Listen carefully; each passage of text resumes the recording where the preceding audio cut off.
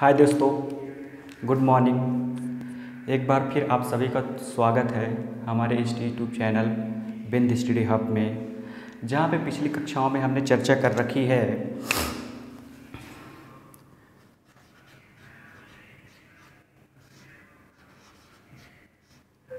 भारत के सामान्य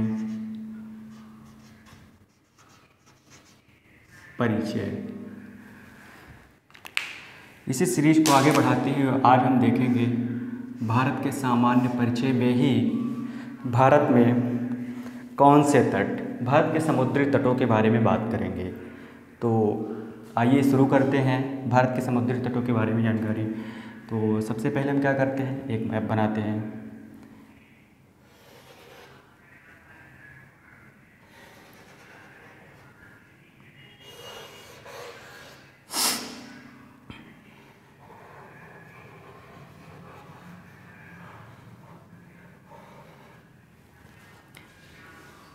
ये रहा भारत का मैप। यदि हम आज देखें भारत के समुद्री तटों के बारे में कुछ जानकारी देखें तो ये अपना पड़ता है क्या, गुजरात, यहाँ पे महाराष्ट्र, यहाँ पे गोवा पड़ता है, ये गोवा के एरिया है क्या, गोवा। ये पूरा एरिया है अपना कर्नाटक, और ये अपना एरिया है पूरा केरला, कर्नाटक, गोवा, महाराष्ट्र और गुजरात। अगर हम देखें इस वाले अगर पूरे एरिया की बात करें तो ये वाला पूरा एरिया आता है अपना, ये वाला पूरा एरिया क्या कहलाता है, क्या है ये कहलाता है कच्छ का रण, कहलाता है कच्छ का रण। अगर हम यहीं पे बात करें इस वाले भाग की, ये गुजरात के पास पड़ता है, का नाम है, क्या नाम है,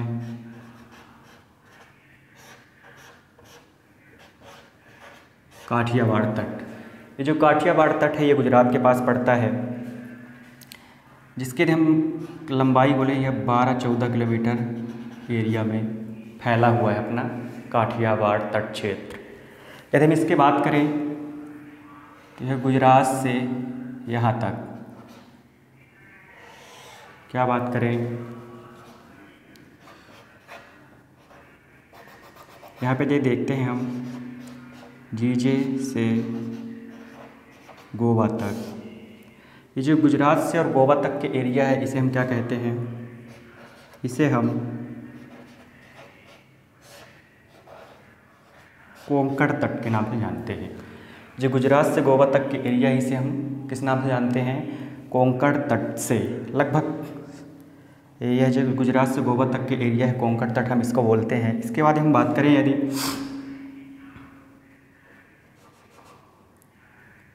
इस एरिया से इस एरिया तक, कहाँ से, यदि हम बात करें कहाँ से, गोवा टू कर्नाटक तक, तो ये जो गोवा से कर्नाटक तक का एरिया होता है इसे हम किस तट के नाम से जानते हैं,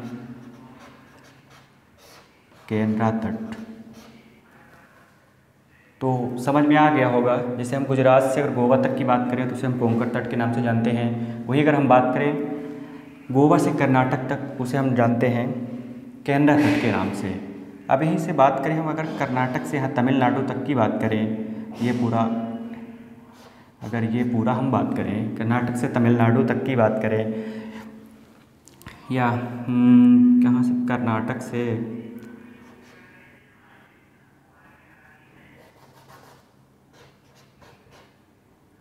कर्नाटक टू तमिलनाडु, कर्नाटक में कहाँ, न्यू मंगलूर, न्यू मंगलूर से तमिलनाडु में कन्याकुमारी का तट का ये जो तट है इसे हम किस नाम से जानते हैं, ये अपना कहलाता है मालाबार तट। ये हमारे प्रमुख तट हो गए ये हुआ अपना कच्छकरण के एरिया, इससे आप सभी लोग परिचित होंगे। यदि हम बात करें, यह गुजरात के पास एक काठियावाड़ तट पाया जाता है।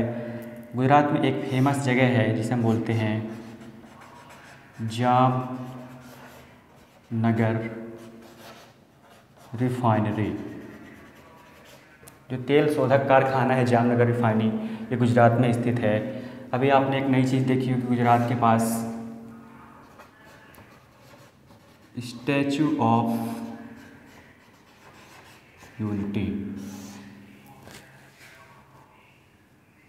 किसकी मूर्ति लगाएगी statue of unity? Sardar Patel, Sardar Vallabh भाई पटेल जी की मूर्ति लगाई गई है। केवड़िया में स्थित है। गुजरात के कहाँ स्थित है? केवड़िया में स्थित है, नर्मदा नदी के तट पर स्थित है। यदि हम यहीं पे आगे देखें तो यह तमिलनाडु के पास क्या पड़ता है? तमिलनाडु के पास एक तट पड़ता है जिसे हम किस नाम से जानते हैं? कोरोमंडल तट। तो यहाँ से हमने देखा गोवा से, गुजरात से गोवा तक, गोवा से कर्नाटक तक, कर्नाटक से केरल तमिलनाडु तक आए। अगर हम तमिलनाडु पे देखें तो तमिलनाडु पे एक तट पाया जाता है जिसे हम किस नाम से जानते हैं? कोरोमंडल तट के नाम से। यदि हम इसके आगे चले तो यहीं पे यदि हम आंध्र प्रदेश की बात करें, इसकी बात करें आंध्र प्रदेश की, आंध्र प्रदेश में यहीं पे क्या पाया जाता है इसकी हम बात करेंगे। यहाँ पे कोई इसकी हम बात करेंगे आंध्र प्रदेश में यहीं पे क्या पाया जाता है? रायलसीमा। क्या? रायलसीमा। यहीं पे ही पाया जाता है उत्तरी सरकार तट। कहाँ?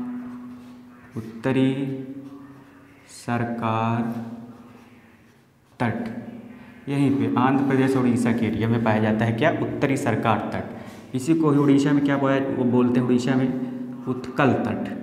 क्या बोलते हैं? उत्कल तट।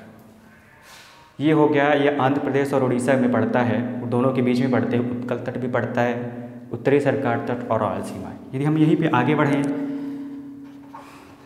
तो अगर हम वेस्ट बंगाल की बात करें, वेस्ट बंगाल की बात करें तो यहाँ पे एक पाया जाता है कौन सा? दीघा तट।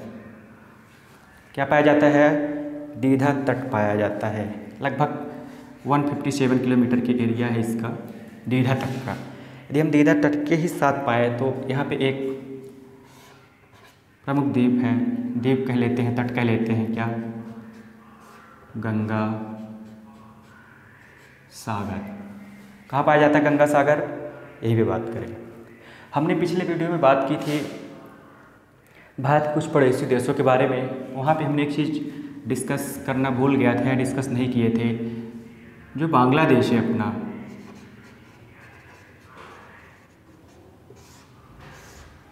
भारत की सबसे ज़्यादा सीमा लगती है कहाँ से? बांग्लादेश से। कितनी? 40-96 किलोमीटर। यदि हम उसमें बात करें, ये तो हुई सबसे ज़्यादा। यदि हम बात करें सबसे कम, ये हो गई क्या? सबसे बड़ी सीमा लगती है। यदि हम यहीं पे बात करें सबसे छोटी, यदि हम बात करें छोटी की तो यहाँ पे लगती है अफ़गानिस्तान के साथ। अफ़गानिस्तान के साथ कितनी? 106 किलोमीटर। कितनी लगती है? 106 किलोमीटर। तो ये हमारा भारत के सामान्य परिचय में ही हम बात कर रहे थे। आज भारत के प्रमुख समुद्री तट के बारे में आज का क्या टॉपिक था? भारत के प्रमुख तट। एक बार फिर से रिवाइज करते हैं।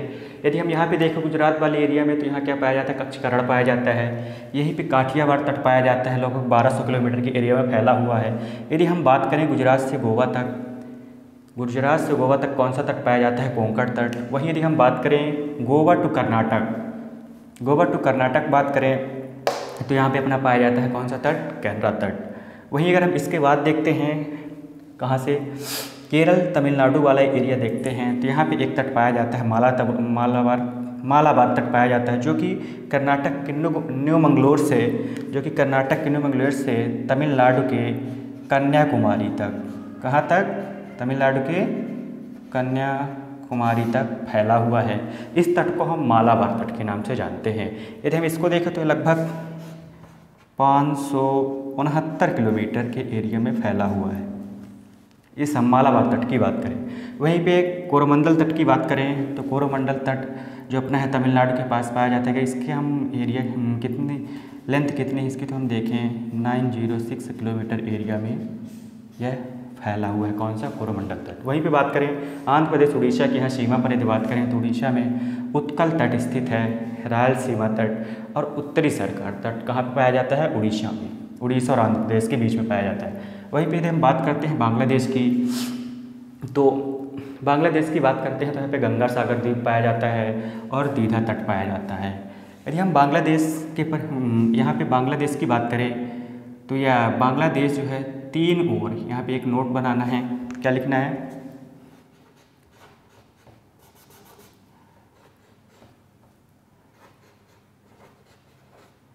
नोट में आपको क्या लिखना है,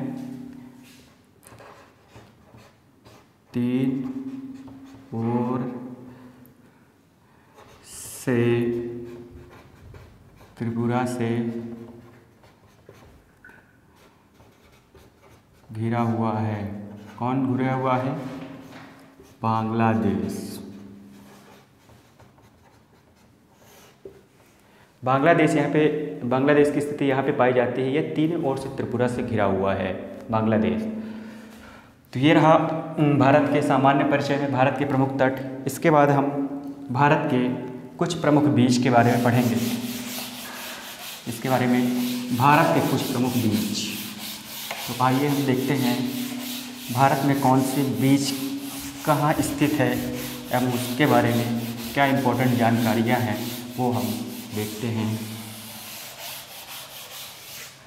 यदि हम भारत के प्रमुख बीच की बात करें तो भारत की प्रमुख बीच में से देख लेते हैं भारत की प्रमुख बीच कौन कौन सी हैं।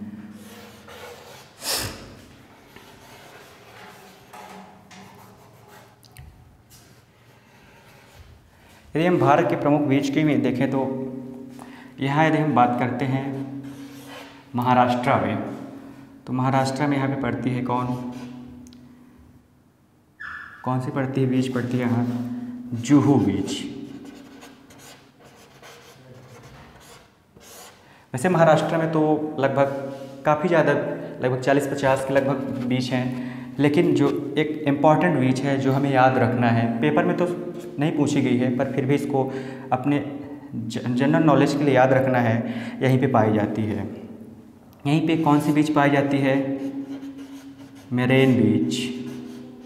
कौन सी बीच पाई जाती है, मेरेन बीच, महाराष्ट्र के पास।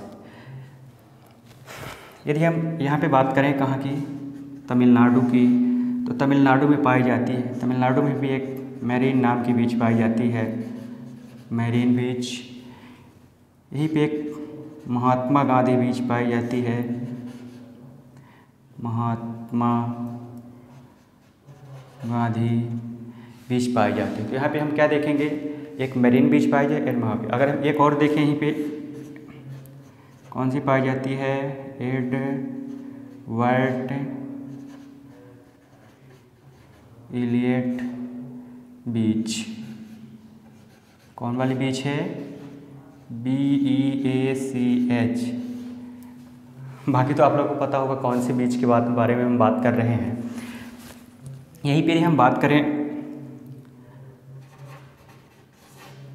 पश्चिम बंगाल में, तो यहाँ पे एक पाया जाता है हेनरी द्वीप। इसको हेनरी बीच भी बोल सकते हैं, हेनरी बीच या हेनरी द्वीप ये पाया जाता है। यदि हम बात करें यहाँ पास इस स्थिति में एक पाई जाती है अपनी जो कोंकण तक फैलाते हैं, वहीं पे एक कोंकण बीच भी पाई जाती है। तो ये है अपने भारत में पाई जाने वाली कुछ प्रमुख बीच। तो भारत के सामान्य परिचय में हमने देखा भारत का सामान्य परिचय, हमने आज भारत के प्रमुख समुद्री तटीय क्षेत्र पढ़ा, जो भी कोस्टल एरिया है भारत के, उनके बारे में देखा। और इसके बाद हमने क्या देखा, भारत के प्रमुख बीच के बारे में, जिनमें से मेरीन बीच एक आध बार क्वेश्चन पूछा गया है मेरीन बीच का, जुहू बीच का तो नहीं आया। लेकिन इनमें से हमने जो क्वेश्चन इसके पहले देखा था, बांग्लादेश के साथ सर्वाधिक सीमा, अफगानिस्तान के सबसे ज़्यादा कम सीमा, ये हमने देखा था। कोरोमंडल तट, मालाबार तट, कोंकण तट, काठियावाड़ तट, मालाबार तट, केंद्रा तट और कच्छकरण, इन सब से ये सारी चीज़ें बहुत ही इंपॉर्टेंट है। इन सब से कहीं ना कहीं क्वेश्चन आ चुका है। तो ये हमारी रही भारत के सामान्य परिचय की जो सीरीज चल रही है, उसमें भारत के सामान्य परिचय के दूसरा पार्ट रहा। इसके बाद हम भारत के प्रमुख दर्रे, नेक्स्ट टॉपिक हमारा क्या होगा, भारत के प्रमुख दर्रे, भारत के प्रमुख दर्रे या पासेस, भारत के प्रमुख पासेस के बारे में हम नेक्स्ट क्लास में भारत के प्रमुख दर्रों के बारे में चर्चा होगी, जो भारत के सामान्य परिचय की ही सीरीज कहलाएगी। तब तक के लिए आप सभी का धन्यवाद। यदि हमारा ये छोटी सी पहल आपको अच्छी लगी हो, इसको लाइक करें, अपने दोस्तों के साथ शेयर करें, सब्सक्राइब करें, ताकि हमारी ये सीरीज ज़्यादा से ज़्यादा लोगों तक पहुंच सके। धन्यवाद।